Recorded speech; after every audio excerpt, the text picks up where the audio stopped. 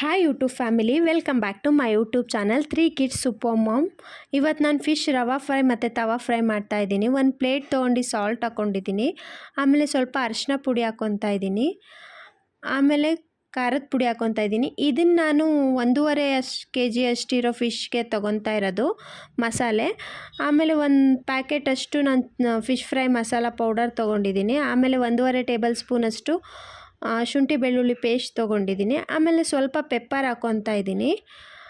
ಆಮೇಲೆ ಒಂದು ಅರ್ಧ ಇಡೀ ಕೈಯಷ್ಟು ನಾನು ಕೊತ್ತಂಬರಿ ಸೊಪ್ಪು ಹಾಕ್ಕೊತಾ ಇದ್ದೀನಿ. ಇದಿಷ್ಟು ಹಾಕ್ಬಿಟ್ಟು ನಾನು ಚೆನ್ನಾಗಿ ಕಲಿಸ್ಕೊತಾ ಇದ್ದೀನಿ. ಶುಂಠಿ ಬೆಳ್ಳುಳ್ಳಿ ಪೇಸ್ಟ್ ಒಳಗೆ ನೀರಿನ ಅಂಶ ಇರೋದ್ರಿಂದ ಅದನ್ನು ಹಾಗೆ ಕಲಿಸ್ಕೊಂಡ್ರೆ ಡ್ರೈ ಆಗಿ ಚೆನ್ನಾಗಿರುತ್ತೆ ಅಂತ ಹೇಳಿಬಿಟ್ಟು. ಆಮೇಲೆ ನಾನು ಹುಣಸೆಹಣ್ಣ ನೆನೆಹಾಕಿಟ್ಟಿದ್ದೆ, ಅದ್ರ ಹುಳಿ ಬಿಡ್ಕೊತಾ ಇದ್ದೀನಿ. ಕ್ವಾಂಟಿಟಿ ನೋಡಿ ತೊಗೊಂಡ್ರೆ ಸರಿ ಹೋಗುತ್ತೆ. ಇಲ್ಲಾಂದರೆ ತುಂಬ ಹಾಕ್ಬಿಟ್ವಿ ಅಂದರೆ ನೀರು ಬಿಟ್ಕೊಂಡಂಗೆ ಆಗಿಬಿಡತ್ತೆ. ಹಾಗಾಗಿ ನೋಡಿ ಕಲಿಸ್ಕೊಬೇಕು. ಅದಷ್ಟು ಹಾಕಿ ಕಲಸಾದ್ಮೇಲೆ ನಾನು ಫಿಶ್ ಹಾಕ್ಕೊತಾ ಇದ್ದೀನಿ. ನಾನು ಫಿಶ್ನ ಉಪ್ಪು, ಅರಿಶಿನ ಪುಡಿ, ರಾಗಿ ಹಿಟ್ಟು ಹಾಕ್ಬಿಟ್ಟು ಕ್ಲೀನಾಗಿ ತೊಳೆದಿಟ್ಕೊಂಡಿದ್ದೆ. ಅದನ್ನು ಹಚ್ಚಿ ಇಡ್ತಾಯಿದ್ದೀನಿ. ಒಂದೊಂದೇ ತೆಗೆದು ಹಚ್ಚಿ ಇಟ್ಕೊತಾ ಇದ್ದೀನಿ. ಇದೊಂದು 1/2 hour ಚೆನ್ನಾಗಿ ಮ್ಯಾರಿನೇಟ್ ಆದರೆ ಇನ್ನೂ ಚೆನ್ನಾಗಿರುತ್ತೆ ಅಂತ ಹೇಳ್ಬಿಟ್ಟು ಎಲ್ಲನೂ ಹಚ್ಚಿಡ್ತಾ ಇದ್ದೀನಿ. ಅದು ಮ್ಯಾರಿನೇಟ್ ಆಗೋ ಅಷ್ಟೊತ್ತಿಗೆ ನಾನು ಅನ್ನ ಸಾಂಬಾರು ಏನು ಬೇಕೋ ಅದನ್ನು ರೆಡಿ ಮಾಡ್ಕೋಬೋದು. ಅಷ್ಟೊತ್ತಿಗೆ ಇದು ಚೆನ್ನಾಗಿ ಮ್ಯಾರಿನೇಟ್ ಆಗಿರುತ್ತೆ.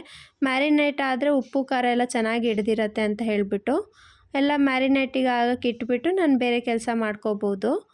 ಫಿಶ್ ಫ್ರೈ ಅದೆಲ್ಲ ಏನು ಮಾಡೋದು ತುಂಬ ಟೈಮ್ ಹಿಡಿಯೋದಿಲ್ಲ, ಬೇಗ ಆಗಿಬಿಡತ್ತೆ. ಬಟ್ ನಾನು ಫಿಶ್ ಎಲ್ಲ ತಿನ್ನಲ್ಲ, ನಂಗೆ ಇಷ್ಟ ಆಗಲ್ಲ ಅದ್ರ ಸ್ಮೆಲ್ಲು ಅಂತ ಹೇಳ್ಬಿಟ್ಟು ತಿನ್ನಲ್ಲ. ಬಟ್ ಮಾಡಿಕೊಡ್ತೀನಿ ಅಷ್ಟೇ. ಚೆನ್ನಾಗಿರತ್ತೆ ಅಂತ ಹೇಳ್ತಾರೆ ಮಕ್ಕಳು, ಹಾಗಾಗಿ ಮಾಡಿಕೊಡ್ತೀನಿ. ನಂಗೆ ಆ ಸ್ಮೆಲ್ ಆಗೋದೇ ಇಲ್ಲ.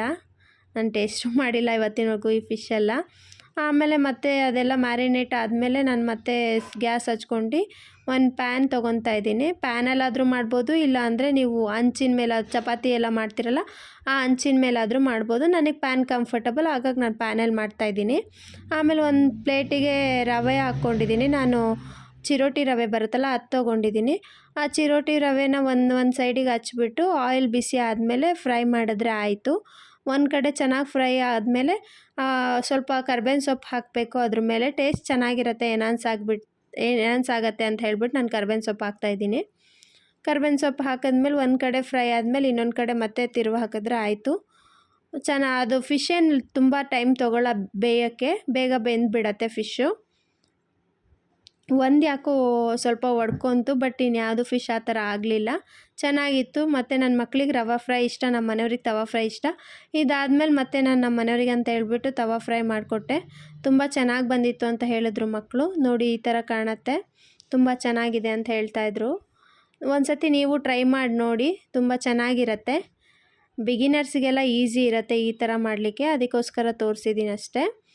ಪ್ಲೀಸ್ ನನ್ನ ವಿಡಿಯೋಗೆ ಲೈಕ್ ಮಾಡಿ, ಶೇರ್ ಮಾಡಿ, ಸಬ್ಸ್ಕ್ರೈಬ್ ಮಾಡಿ, ಸಪೋರ್ಟ್ ಮಾಡಿ. ನಿಮ್ಮ ಸಪೋರ್ಟ್ ನನಗೆ ತುಂಬ ಮುಖ್ಯ. ಬೆಲ್ ಐಕಾನ್ ಕ್ಲಿಕ್ ಮಾಡಿ. Thank you for watching. Thank you. Bye.